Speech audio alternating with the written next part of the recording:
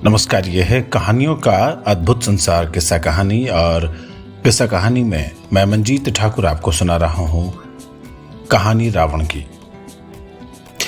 इसे उपन्यास की शक्ल में लिखा है आचार्य चतुरसेन शास्त्री ने, और इसका नाम है वयंग रक्षामा।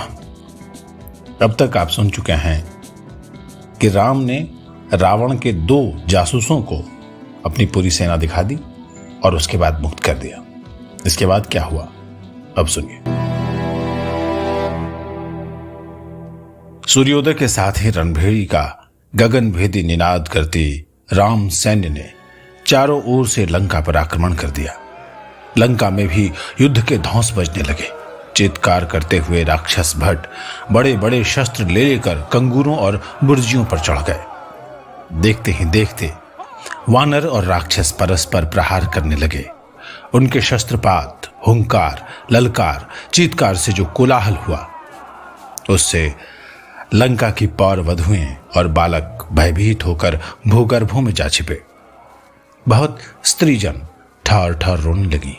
सहस्त्रों वानर साहस कर लंका की खाई पार कर कोट कंगूरों पर जा चढ़े, जिन पर भयंकर वाणों और शूलों की वर्षा होने लगी। अपनी सेना को भली भांति व्यवस्थित कर वानरराज सुग्रीव ने अपने श्वशुर महाबली सुषेण को साथ लेकर एक बार लंका के चारों ओर घूमकर सब मोर्चों का निरीक्षण किया। लंका से समुद्र तट तक वानर ही वानर दिख पड़ते थे तथा राक्षस सब लंका में घिर गए थे, परंतु वे प्रलय काल की भांति सब कोट कंगूरों पर घूम रहे थे। चारों ओर शस्त्र वर्षा हो रही थी। देखते ही देखते असंख्य वानर लंका के कंगूरों पर चढ़ गए, उसे ढहाने लगे और वहां के राक्षसों से लोहा लेने लगे। राक्षस और वानर लड़ते हुए परस्पर लिपटे हुए खाई में गिरने लगे। लंका के स्वर्ण द्वार और गोपुर ढहने लगे। तीव्र गर्जना करते हुए वानर असह्य वेग से लंका पर पिल पड़े। सेनापति वीरबाहु, सुबाहु, नल और पनस ने लंका के कोट पर चढ़कर एक बुर्ज अधिकृत कर लिया। सहस्त्रों वानर फुर्ती से उनके चारों ओर एकत्र होकर युद्ध करने लगे। महाबाहु प्रसभ और कुमुद भी उनकी रक्षा के लिए उनकी पीठ पर पहुंच गए। शतबली ने दक्षिण द्वार पर असम विक्रम दिखाया तथा तारा के पिता सुषेण ने द्वार पर धसरा कर दिया। वह बलपूर्वक द्वार भंग कर नगर के मध्य भाग में जा घुसना चाह रहा था। उत्तर द्वार पर राम लक्ष्मण थे, जिनकी पीठ पर सुग्रीव, विभीषण, धूम्र डटे हुए थे तथा गज, गवाक्ष, गवय, शरण और गंधमादन ने अपने अपने यूथों को श्री राम की अंगरक्षा में नियुक्त किया था। दोनों ओर की जय जयकार, शंख और भेरी के तुमुल नाद तथा घायलों के चीत्कार से कानों के पर्दे फटने लगे। दुंदुभियां मेघ गर्जन के समान गरजने लगी। घोड़ों की हिनहिनाहट, हाथियों की चिंगाड़, रथों की सहस्त्रों घंटिकाओं से पृथ्वी, आकाश और समुद्र भी ध्वनित हो उठा। धीरे धीरे युद्ध घमासान हो चला, जैसे पहले देवासुर संग्राम हो चुका था। गदा, शक्ति, शूल, परशु हवा में उछलने लगे। पत्थर, वृक्ष आदि की मारामार चली। भिंदीपाल और शूलों की चोटें चलने लगी। बड़े बड़े सेना नायक घोड़ों और हाथियों पर कवच धारण किए आगे बढ़ने लगे। उन्होंने द्वार खोल दिए और सम्मुख युद्ध करने लगे। बराबर के प्रमुख योद्धा द्वंद्व में रत हो गए। बालीपुत्र अंगद अमित विक्रम इंद्रजीत से भिड़ गए। प्रजंग के साथ संपत्ति, जम्बुमाली के साथ हनुमान, शत्रुघ्न के साथ विभीषण भिड़ गए। तपन के साथ गज, निशुंभ के साथ नील, प्रघंस के साथ सुग्रीव और विरूपाक्ष के साथ लक्ष्मण का द्वंद्व होने लगा। अग्निकेतु, रश्मिकेतु, मित्रघ्न और यक्षकोप ने सम्मिलित होकर श्रीराम को घेर लिया। मैंद के साथ वज्रमुष्टि, द्विविद के साथ अशनिप्रभ, सुषेण के साथ विद्युन्मणि युद्ध करने लगे। इस प्रकार चारों ओर महारथियों का ऐसा द्वंद्व मचा कि भूलोक थर्रा गया।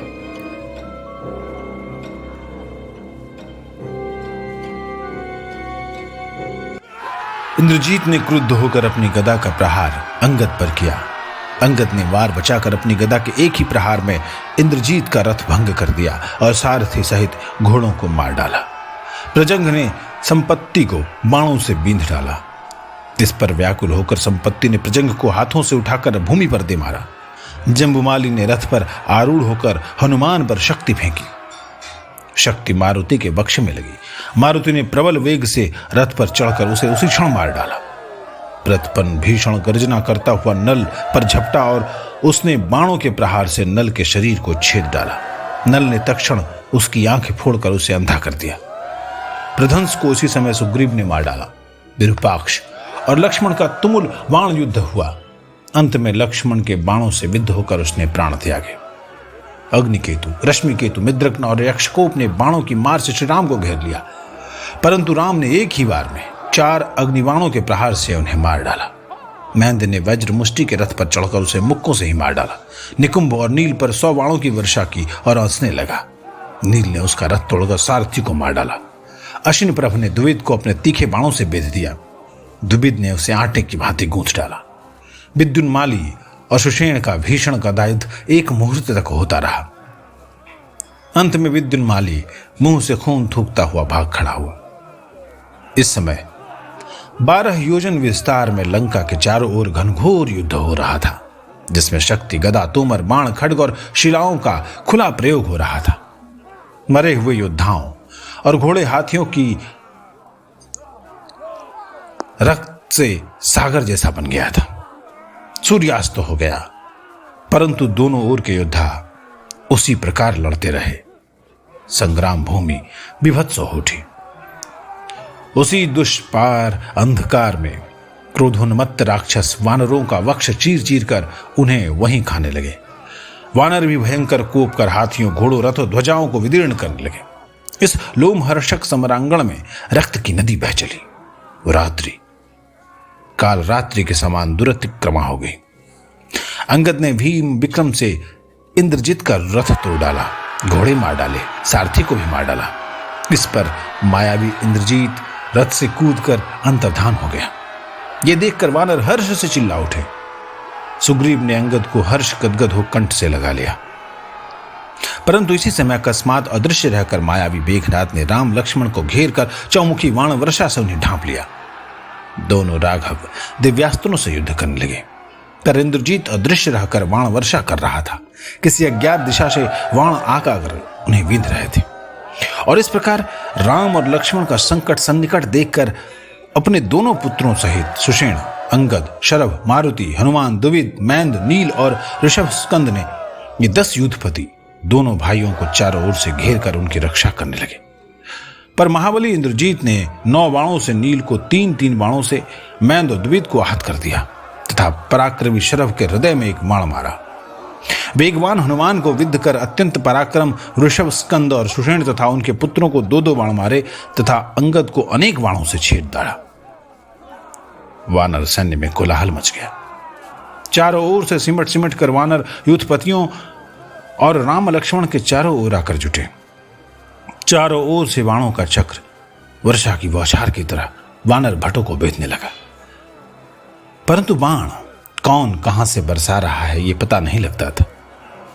परंतु वे सभी समर्थ युद्धपति वानर बाणों से विद्ध क्षत विक्षत होकर झूम झूम कर पृथ्वी पर गिरने लगे। राम लक्ष्मण को फांस लिया गया। वे अद्भुत नागवाण पाश की भांति हर ओर से उन्हें जकड़ने लगे। मार्मिक आघातों से जर्जर होकर नागपाश से बद्ध अवश्य रक्त और बाणों से भरे दोनों राघव सिंह भारी श्वास लेते हुए मूर्छित होकर भूमि पर गिर पड़े। ये देखकर विभीषण सहित सब वानर हाहाकार करने लगे। राम लक्ष्मण को 10 युद्धपतियों सहित मृतक मानकर हर्षमत्त मेघनाद ने जोर से सिंह गर्जना की, जिसमें राक्षस जय जयकार करने लगे। मेघ के समान गर्ज कर मेघनाद ने अदृश्य रहते हुए कहा, हे महाबली खरदूषण के हंता, दोनों मानुष भ्राता यहां मेरे बाणों से मरे पड़े हैं। और इतना कहकर महावहु रावणी यानी रावण का बेटा अट्टहास करके हंसने लगा। अरे राक्षस वीरों, देखो हमारे शत्रु देशर्विद्ध दोनों भाई मर गए, अब तुम आनंद करो। कूट योद्धा रावणी से ऐसे वचन सुनकर हर्षोन्मत्त राक्षसों ने महानाद किया। राम मर गया ये जानकर मेघनाद की रणक्षेत्र में पूजा की इंद्रजित अरिंदम दोनों भाइयों के निस्पंद भूमि में पड़ा देख उन्हें मरा हुआ समझकर हर्ष से फूलता हुआ लंका में चला गया। हर्षोल्लास से लंका झूम उठी। घर घर बधाइयां बजने लगी। वीरेंद्र की बड़ाई शत सहस्त्र मुख ने विरद गाई। रक्षेंद्र लंकापति ने वीरपुत्र को हृदय से लगाया। आनंद अश्रु से उसका शिर सिक्त किया। उस पुत्र से पुत्रवान होने को खुद को सराहा। बाणों से विद्ध राम लक्ष्मण को निष्पंद निश्चेष्ट मृतकवत रणभूमि में गिरा हुआ देखकर वानरेंद्र सुग्रीव भय और शोक से भर गया। दोनों नर शार्दूलों के आंगों पांग बाणों से छिदे पड़े थे। वे अत्यंत मंद वेग से धीरे धीरे श्वास ले रहे थे। भयभीत बाष्पलोचन दीन क्रोध से व्याकुल सुग्रीव को आश्वासन दे गदा पाणी विभीषण द्रुत गति से सेना में घूम फिर कर वानरों को प्रबोध देने और वानर सैन्य को व्यवस्थित करने लगे। वानरों के यूथ चारों ओर से आकर राम को घेर कर उनकी यत्न से रक्षा करने लगे। वे बड़े चौकन्ने होकर इधर उधर ऊपर नीचे बड़ी सावधानी से राक्षसों को जांचने लगे। इसी समय वीर्यवान स्थिर सत्व राम की मूर्छा खुली। उन्होंने पास ही भूमि पर निस्पंद निश्चल वाणविद्ध रक्त प्लुत लक्ष्मण को पड़े देखकर कातर स्वर में कहा, अब सीता को लेकर और जीवित रहकर मैं क्या करूंगा?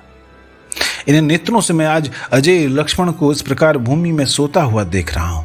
मैं माता कौशल्या कैकेयी और सुमित्रा को क्या कहूंगा जो पुत्र दर्शन की लालसा से जी रही हैं? भरत और शत्रुघ्न को मैं क्या उत्तर दूंगा? अरे ये तो आग्रह पूर्वक मेरे साथ वन में आए थे, अब इनके बिना अयोध्या कैसे जा सकता हूं? अरे लक्ष्मण, तू तो अवसाद करने पर मुझे आश्वासन देता था, आज मुझे आर्तनाद करता देख बोलता भी नहीं है। अरे जैसे तू मेरे साथ ही वन में आया था, अब वैसे ही मैं तेरे साथ मृत्यु की शरण जाऊंगा। ये तो सुग्रीव, तू अंगद और सब सैन्य को लेकर किष्किंधा लौट जा। अरे मित्र, तूने खूब मित्रता निभाई। मित्र को जो करना चाहिए वो सब तूने किया। मित्र का धर्म तूने पूरा कर दिया। अब मेरी अनुमति से तू सैन्य सहित घर लौट जा। इसी समय विभीषण पूरी सेना को व्यवस्थित कर वहां लौटे। उन्होंने राम शरविद्ध और लक्ष्मण को भूलुंठित देखकर व्यथित होकर जल हाथ में लेकर उनके नेत्रों का मार्जन किया और फिर शोक से रो पड़े। इसी समय ज्वलंत अग्नि के समान वैनतेय गरुड़ वहां पहुंचे। उन्होंने दोनों भाइयों को विशल्य किया, अगध किया। सुवर्ण वैनतेय के स्पर्श करते ही उनके घाव भर गए। राम ने लक्ष्मण को अंक में भर लिया। वानर युद्धपतियों को भी गरुड़ ने विशल्य किया, अगध किया। नीरुज देखकर वानर हर्ष गर्जना और जय जयकार करने लगे। अश्रुपूर्ण लोचनों से राघवेंद्र विभीषण और सुग्रीव से गले मिले। फिर गरुड़देव को अंक में भरकर कहा, मायावी इंद्रजीत ने अदृश्य रहकर अपूर्व कौशल से हमें शर्वित कर दिया। हम तो महान संकट में पड़ गए थे। आपकी महती कृपा ने हमें पुनर्जीवन दिया है। हमारे प्राण आपके कृतज्ञ हैं। और यह कहकर राघव ने उनका आलिंगन किया। गरुड़ ने कहा, अच्छा हुआ, रावण के मनोरथ पूरे होने से पहले ही मैं आ पहुंचा। अब आपकी जय हो रामभद्र, मैं तो चला। गरुड़ ने राम की प्रदक्षिणा की और चला गया। राम कटक में ऐसी क्षण दुंदुभी बज उठी। वानरों के जयनाद से उधर लंका में रावण जड़ हो गया।